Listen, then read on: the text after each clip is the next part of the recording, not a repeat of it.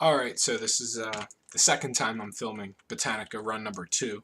The first time Audacity crashed on me, therefore I lost the complete narration for the video, and instead of just trying to re-narrate it from that, I figured I would just redo the whole entire video. I'm starting out with 4,497 gold. You average about 100 gold a run after you vendor everything, and if you loot all of the silver from each of the mobs that you kill, which I'm only going to be factoring in the silver that you loot from all of the mobs in my totals because I'm too lazy to factor in the vendor trash. Even though it's pretty much, I've come to find out that the average, is roughly right around 100 gold. Hey, your total will be more than mine, so it makes, my guide all that more legit if I can pull in 10k an hour and then I don't factor in a core portion of, the money that you're going to be making. That's even more money for you. Now, as I was saying, pull the mobs, AoE them down, mentioned that in the first video. Sorry, I'm trying to recall things that I said in the second video. I've mentioned continuously keep organizing your inventory as you go. In the other video I mentioned these things, the bottle nethergon vapors and the bottle nethergon energies. Those you'll want to just constantly destroy every single time you get one. I mean, you can like chug one here and there if you want, like boom, I just chugged that one, it only gave me 2k health. I mean, it honestly does not matter. I mean, I cannot honestly see one of them saving your life. But I just destroy them because they don't have any vendor price at all. So what they're doing is they're taking up your inventory. I used to put them in my guild bank, as I mentioned in the previous video, but once I realized, nobody runs these instances anymore unless they're farming them. And if they're farming them, they're not going to need them in the first place. They're going to be destroying them too. They're still practically worthless. Now, maybe if you were in a level 70 twink guild, they might be worthwhile to throw in the guild bank, but chances are you're not going to be farming this if you're in a level 70 twink guild in the first place. Or maybe if you have a level 70 twink. I mean, I don't know, there's something out there for everyone. So ultimately I would just recommend destroying them unless you already have something in mind that you are going to use them for. Then you can hold on to them. That's completely your decision. Now, one of the things I've mentioned in the first video, and I will mention again in this video, is you will never want to disenchant the blues that you get from farming here. Blues are caca. They disenchant into large prismatic shards, which sell for like less than a gold generally, and that's just caca. You can vendor them for more. Also, much like you can disenchant greens into like greens can accidentally proc, well not accidentally, but luckily, more like unluckily now, proc into large prismatic shards. Well, not proc, but disenchant. You get what I'm trying to say. I shouldn't have to explain this like I'm explaining it to somebody who doesn't even play this game. Look at that. Revenger sells for 8 gold, 52 silver, and I think it was 19 copper. Testing my memory, 13 copper. It's close. You just want to plain flat out vendor that because you're never going to sell the large prismatic for that much. The most you're going to get for a large prismatic, I think the most I ever got was 4 gold, past past the time that Burning Crusade, was the main expansion at that time. As you can see right now, I'm organizing my inventory. I'm just throwing everything into that main pack. That I mentioned time and time again that it's smart to do that because this way everything you loot will end up in these first 3 packs right here. Your first pack, your 16 slaughter, which Blizzard really needs to make that something other than a 16 slaughter. I mean, come on now, we've got like 24 slaughters. I think we even have a few 26 slaughters, I'm not sure. But it's a little redundant to keep the first pack of 16 slaughter. I mean, come on, that's so classic WoW. Anyway, rant over. As you loot stuff, it will appear in the, it'll come in a line. Huh, I wonder how much gold I looted. 1,000 in all? Woohoo. It'll appear all in a line, going through your first bag, your second bag, and your third bag. Like, it'll go boom, boom, boom, and it'll keep trickling in that line. If you have everything important in the third bag, by the time it even reaches your third bag is going to be overflowing with goodies. So, it just works out to the point of like you just won't have to worry about it.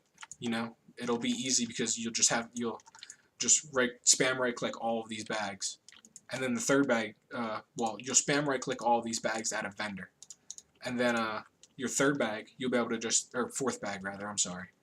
Fourth bag you'll just be able to spam right click that at the mailbox to mail everything to your auction character, and it's as simple as that. It's just organization is key.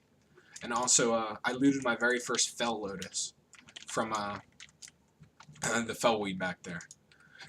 Fel Lotus is one of those things where I still like. It's you know, it's the equivalent to Frost Lotus of of I'm sorry, I had a brain fart. It's equivalent to Frost Lotus of I'm having another brain fart. Jeez, I just thought of this. Wrath. There you go. That vendor's for 1 gold. This vendor's for 75 silver. There is none in Cataclysm, so I can't compare it to anything now. But they're all pretty much just vendor trash now. They were used for, like, you know, hardcore potions, maybe flasks at the time.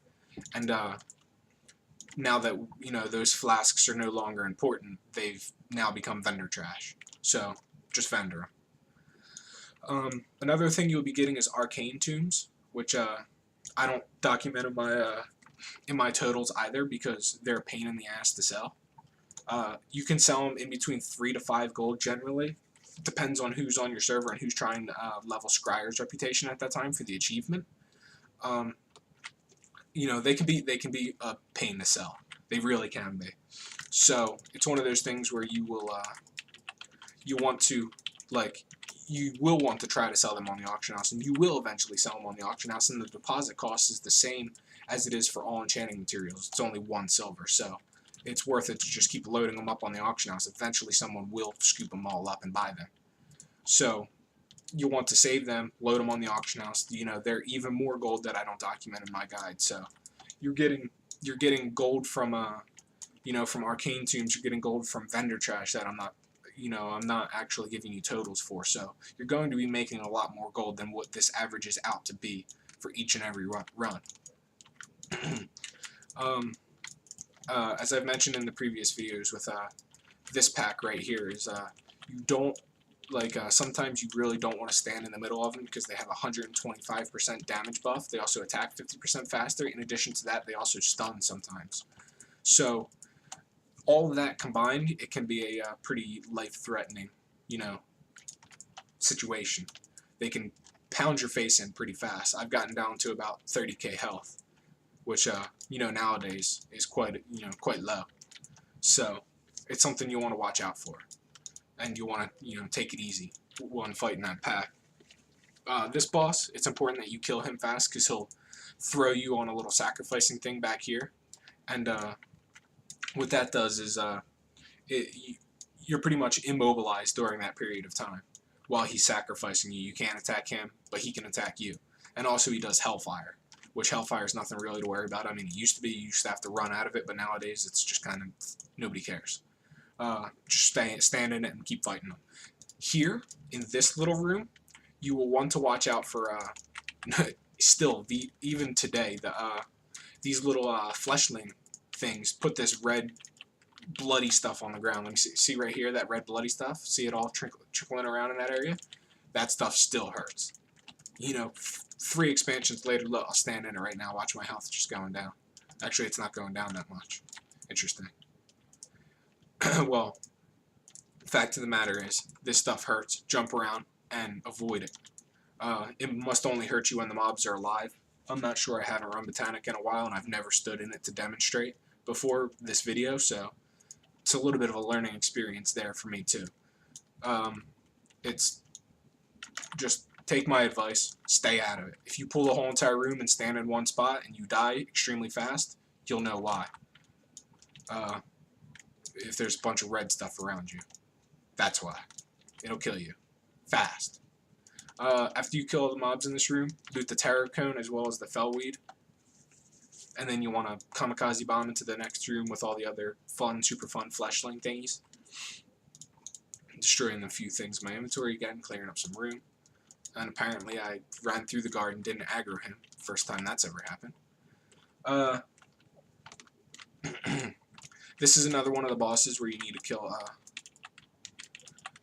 where you need to kill fast, because he summons 2 flower adds in these little flower pot thingies, and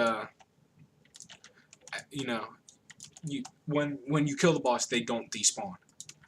So all you're going to be doing is, if you kill the boss slow, wasting time killing the little flower thingies, which I don't have to explain to you how important it is to not waste time when it comes to, you know, making this much gold an hour.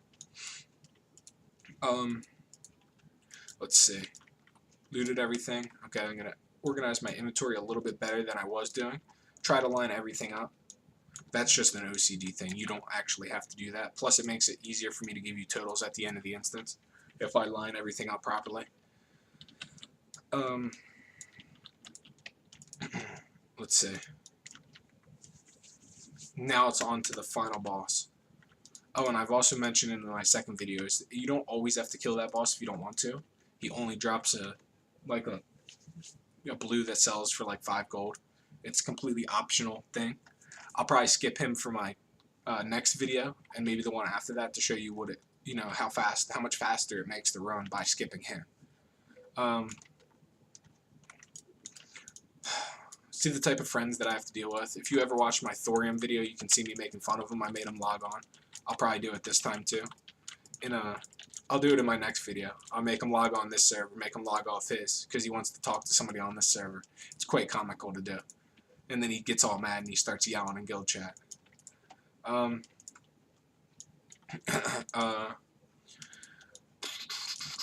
Sorry, I'm having a brain fart because I'm trying to think of a retarded race to tell him to make his hunter.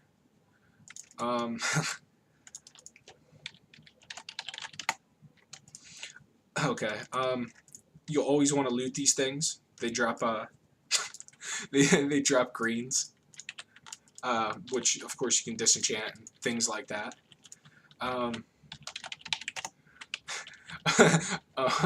The boss, you also want to herb him, because he herbs into he herbs into goodies that sell.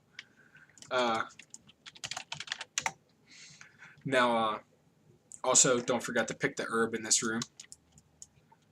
And that's pretty much all there is to Botanica. Look at my website for the totals of what the thing's disenchanted into. End of video.